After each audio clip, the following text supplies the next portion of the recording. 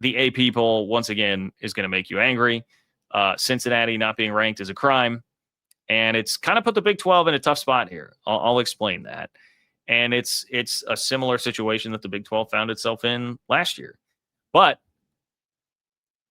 I'll turn it around and say there is a part of this AP poll that I think breaks favorably for the Big 12 when you think long-term down the road about what's going to happen later this year with the playoff, which we try not to focus too much on that right now, especially early October, okay?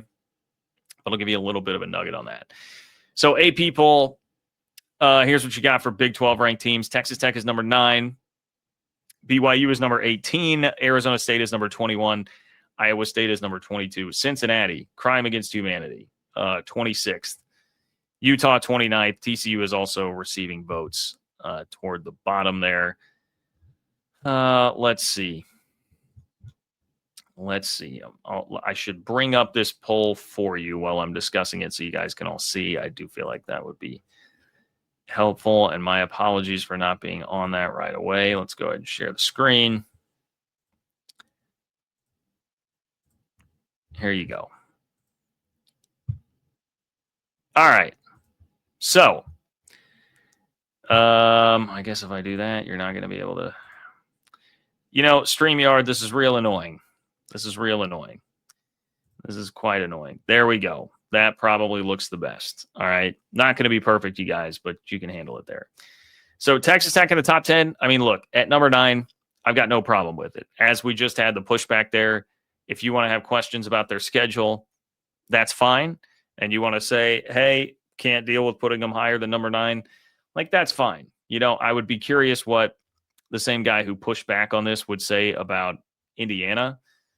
Indiana absolutely blasted Illinois, but do we trust that Illinois? I see that they're ranked 17th in the country. Do you trust that Illinois, is Illinois, how much better is Illinois than Utah? I mean, if you put Utah and Illinois on a neutral field, I would take Utah to win that game. Just my 2 cents. Call me biased, whatever. Texas A&M's win at South Bend. Look, totally fine with them being in front. Oklahoma, I'm still a bit skeptical of, what's Michigan, what's Auburn. But the point is, I don't think Tech, there's no longer a glaring, oh my goodness, how could Texas Tech be behind Penn State and Texas? That's been taken care of, and they are gone and out of here. So you don't have to worry about that. Then we sliding all the way to BYU. I mean, honestly, BYU at 18, I say that sounds pretty good. For where BYU is at, and considering schedule again there with BYU, which BYU schedule gets ranked or it gets cranked way up here over the next 4 weeks. So we'll find out what we need to know there. For now, BYU being at 18, I think no real complaints there. So we're doing okay so far. Arizona State 21. I think that's fine. It's crazy to me that it's one bad defensive call in Starkville is the difference between Arizona State being in the top 10 probably right now and being all the way there at 21, but I can't really beef too much with that. Iowa State at 22, I mean, that's a huge fall from 14, and clearly there's not enough respect for Cincinnati. So it's not surprising to me that you see that type of a fall for Iowa State. Maybe they should get a bit more grace. They do have the win over Iowa, depending on what you think of Iowa. Shrug on that one. Of course, Iowa's not going to really help out too much here. But my beefs are not really with anybody that's actually in the top 25 poll. Iowa State, I guess I would just say you only have yourself to blame when you fall behind 31-7. I can't defend you too hard when it was fall behind 31-7, get the benefit of a 50-50 pass interference call, or that game may have gotten really out of hand. And that's a part of why it wound up being as close as it was. But Cincinnati being on the outside looking in, man, I do hate that. They basically lost a very tight road game at Nebraska to begin the year. One possession road game where they were driving potentially for the win when they get it picked off in the waning moments of the game. But Arrowhead was a Nebraska home game that Cincinnati was playing there.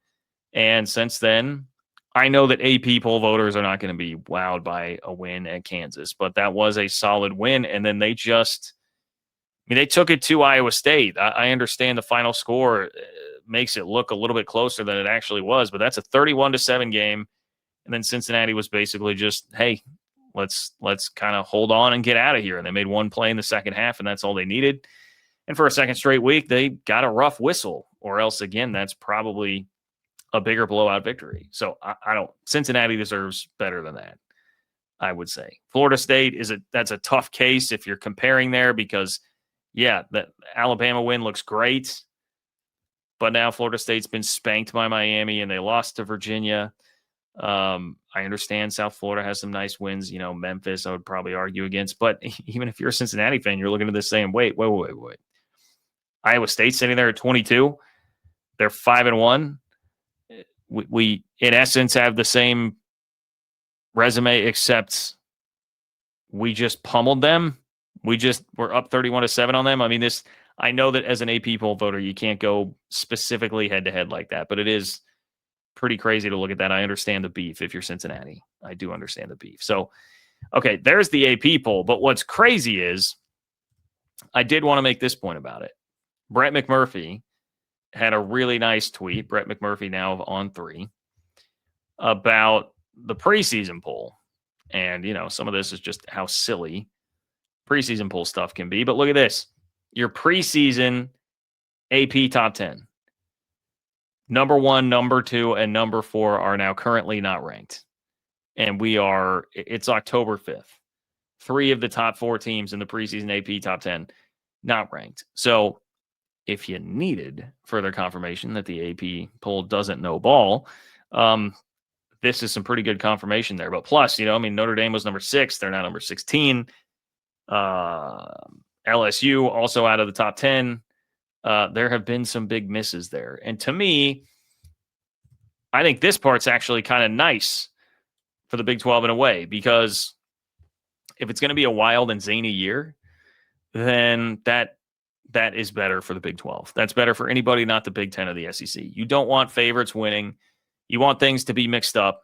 Seeing UCLA beat Penn State was awesome. You want that. You want Texas out of there. Get them out of the picture.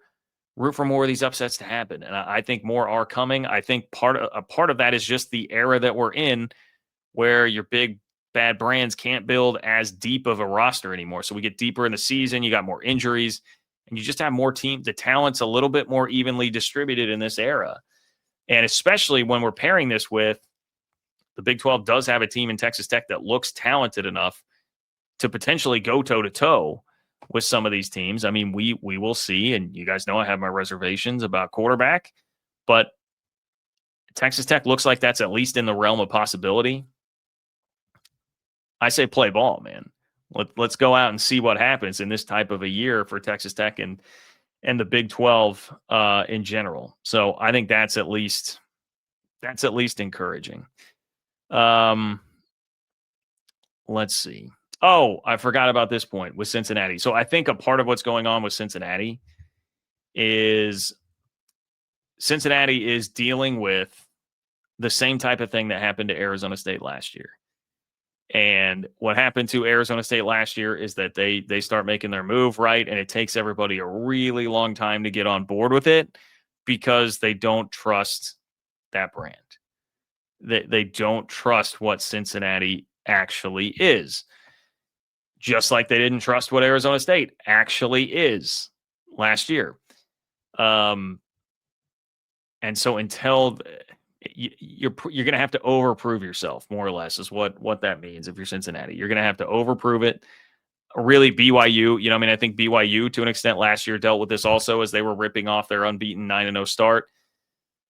You're not a proven, trusted brand. It's not going to catch on as quickly. Had this been, I know this is a total opposite of what happened this year, but had this been Oklahoma State that had a start like that, I think people would be quicker to jump on board, right? And that's where it's like, hey, if you're talking about potential at-large appealability for the Big 12 here, like possibilities, Cincy's win in a vacuum, probably not a good thing for the Big 12, because Iowa State as a brand has a little bit more cachet right now than Cincinnati does. Even though, Cincy went to the playoff 4 years ago. I get that, but in college football years in 2025 right now, like every year it's like 7 because of how much is happening off the field and how much things are skewing toward the big brands and the power two and all that.